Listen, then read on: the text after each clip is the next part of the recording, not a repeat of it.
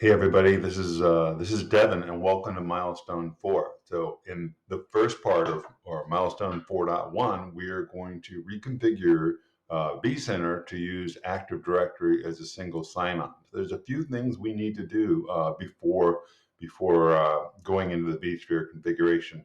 Number one is we need to get LDAP-S running on our domain controller. Our domain controller is going to be the server that hosts our Active Directory certificate services, and that's the way you get LDAP-S running.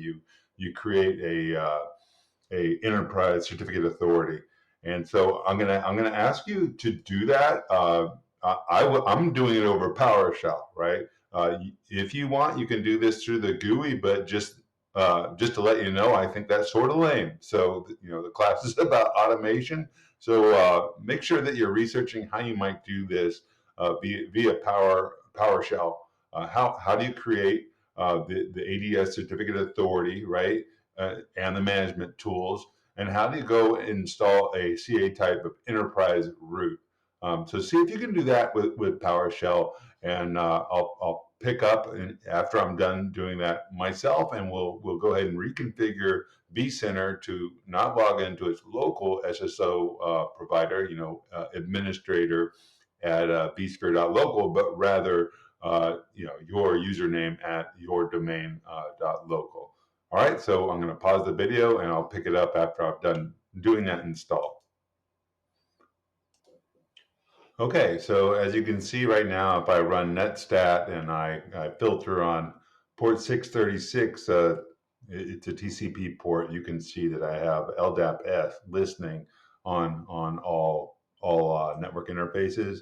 And if you go into the server manager, you should be able to see that certificate services are off and running. And this was a two-liner in PowerShell to make that happen.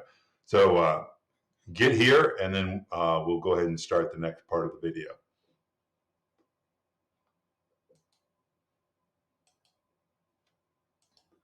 All right, so to integrate Active Directory, what we're going to do is we're going to go to the administrative area of the vSphere client.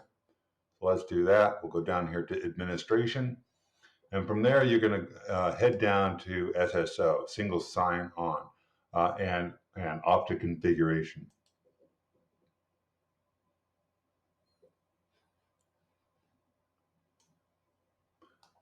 So what we're going to do now is we're going to join the Active Directory domain.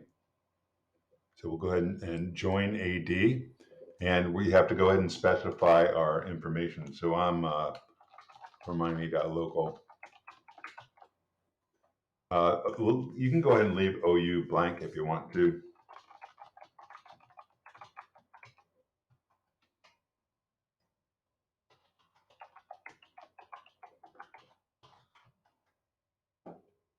We'll join.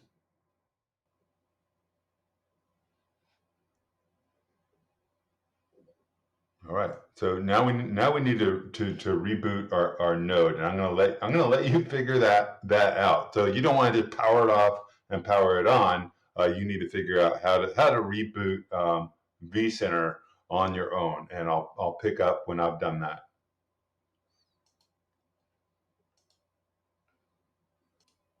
So while my vCenter is rebooting, I have a little work to do on Active Directory. What we need to do is create a service account. There's several ways to do this. I'm just gonna create a normal AD user with a password, and I'll stick them in an OU. So let's go ahead and do that. So let's take a look at our Active Directory users and computers. I'm gonna go ahead and create an OU, and I'm going to call it 480.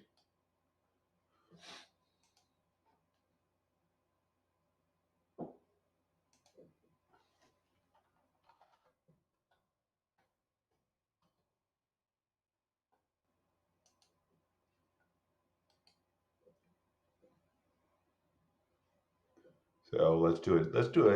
We'll do a sub OU in here.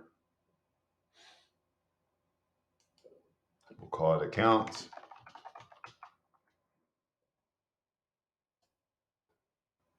and I'll go ahead and create even another OU here.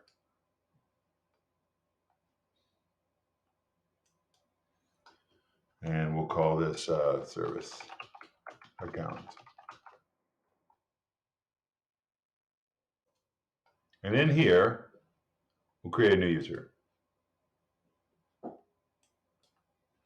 And we're going to name this user vCenter LDAP. LDAP.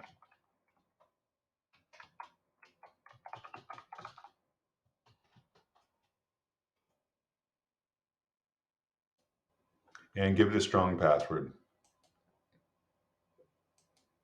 And make sure this password is going to last a long time. So when you change the password, every 6 months or so, you're going to want to coordinate that because it'll mean a brief service outage.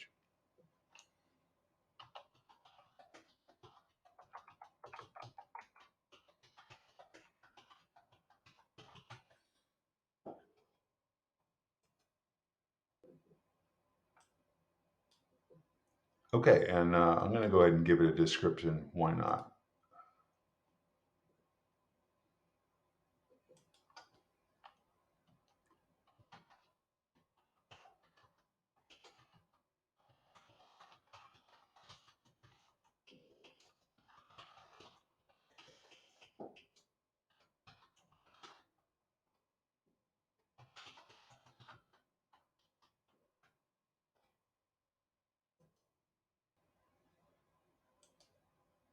Okay, so we have this account and we can use it.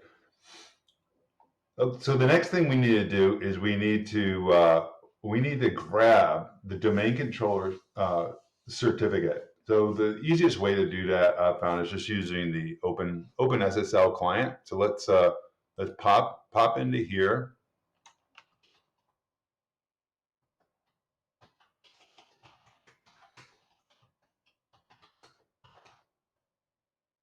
And I'll go ahead and launch the OpenSSL client with a couple parameters.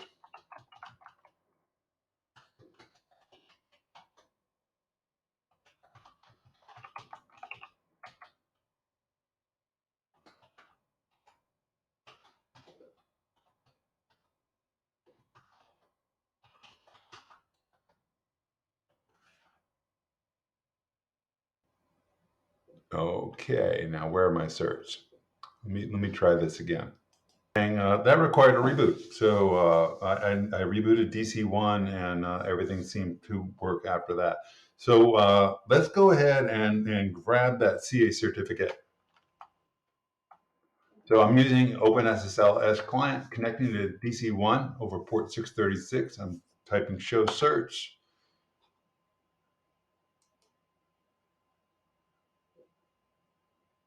The performance on my box is pretty slow. I may have to up the RAM. But here's the cert, right? Let's scroll up a little bit.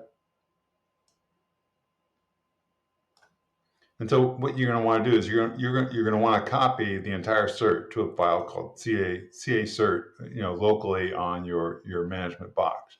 Okay, so once you've got that, a couple other housekeeping steps. So you're going to want to move your named domain admin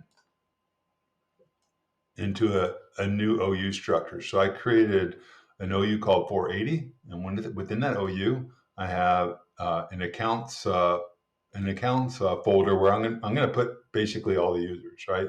I also have this service accounts OU where I created that vCenter LDAP user. So I moved my named admin from from the default location of users into this 480 structure under accounts.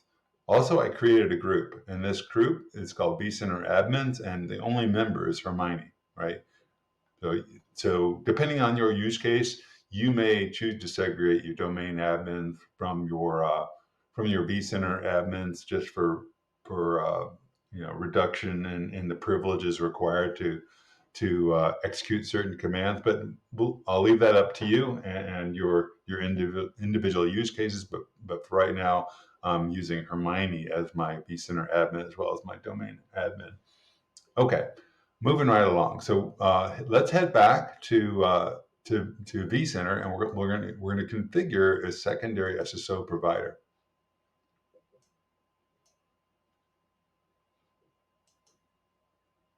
Okay, so here we are.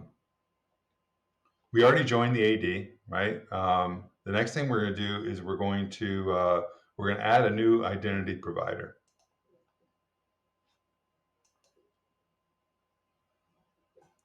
Oops.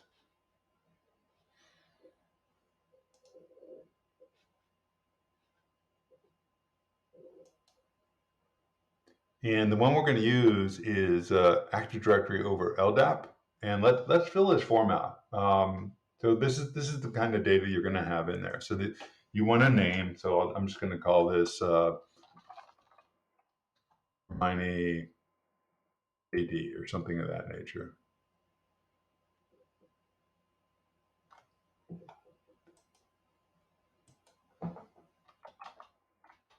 The DN for me, so you can pop into Active Directory users and computers, find your accounts OU, make sure that under View you have the advanced settings displayed.